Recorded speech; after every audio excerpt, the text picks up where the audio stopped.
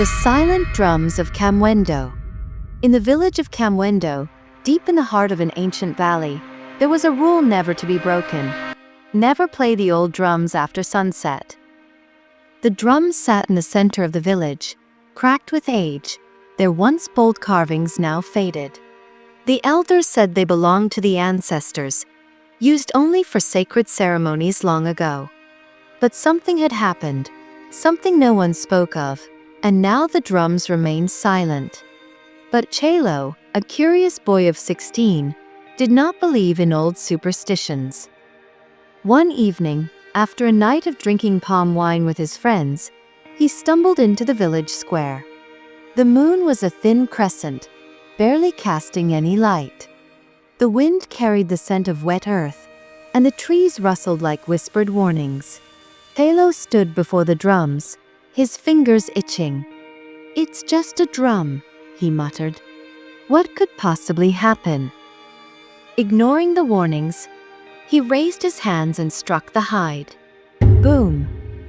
The deep, thunderous sound rolled through the valley. He hit it again. Boom! Boom! The ground trembled slightly beneath him. Then, silence. The wind had stopped. The trees no longer swayed. Even the crickets and night birds had fallen quiet. Then he heard it. A second drumbeat. But he wasn't the one playing.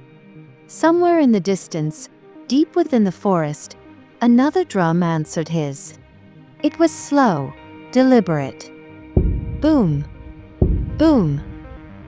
A chill ran through Chalo's spine. The sound grew closer. The air thickened. The ground beneath him felt alive. Then, from the darkness beyond the village, a figure emerged. It was tall, too tall, with elongated limbs and a face wrapped in shadow. On its chest hung a drum, ancient and cracked, just like the forbidden one. It raised a hand. The drum on its chest trembled, and then it played.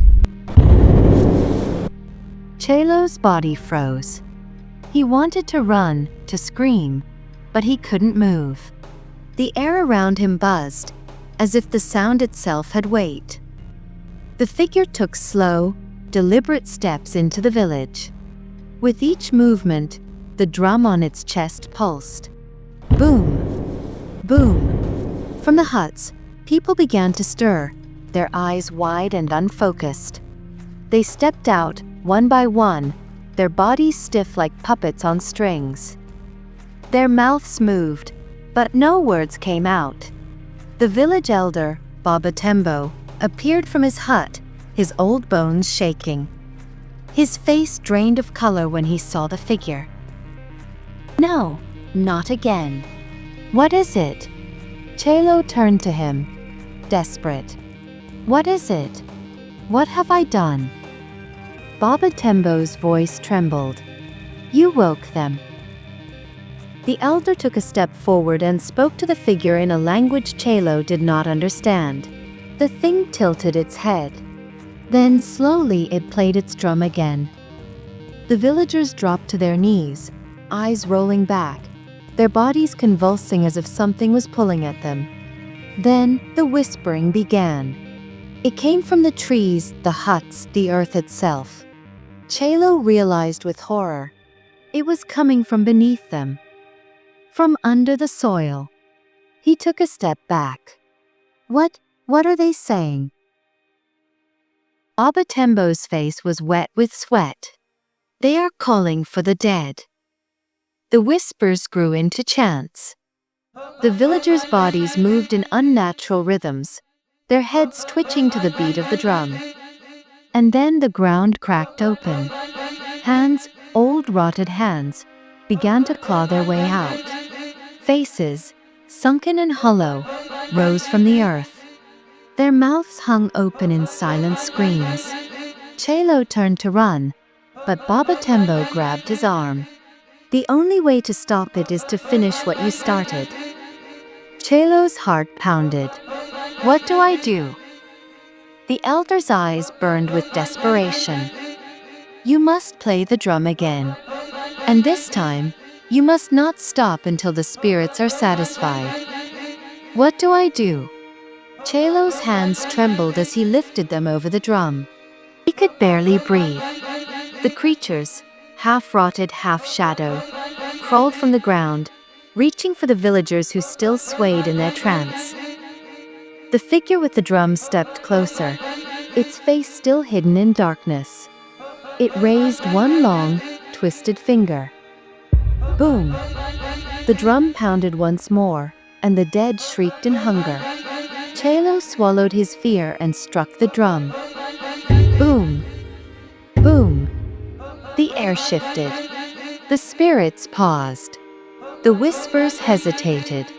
Chalo continued, his hands moving faster. The beat grew chaotic, desperate. The spirits writhed, their bodies twisting as if in pain. The figure tilted its head, then reached for its own drum. It played, boom, boom, but this time its rhythm faltered. It stumbled, as if weakened. It's working. He beat the drum harder, pouring his entire soul into the rhythm. The spirits screamed, their forms disintegrating into the wind. The villagers collapsed, freed from their trance. The figure let out a low, guttural growl. Then, with a final shuddering breath, it turned to dust. The silence returned. The ground sealed itself, and the whispers faded. The night became still once more. Chalo fell to his knees, drenched in sweat. Baba Tembo placed a shaking hand on his shoulder. You have undone what was done long ago. The ground sealed itself, and the whispers faded. The village had been spared.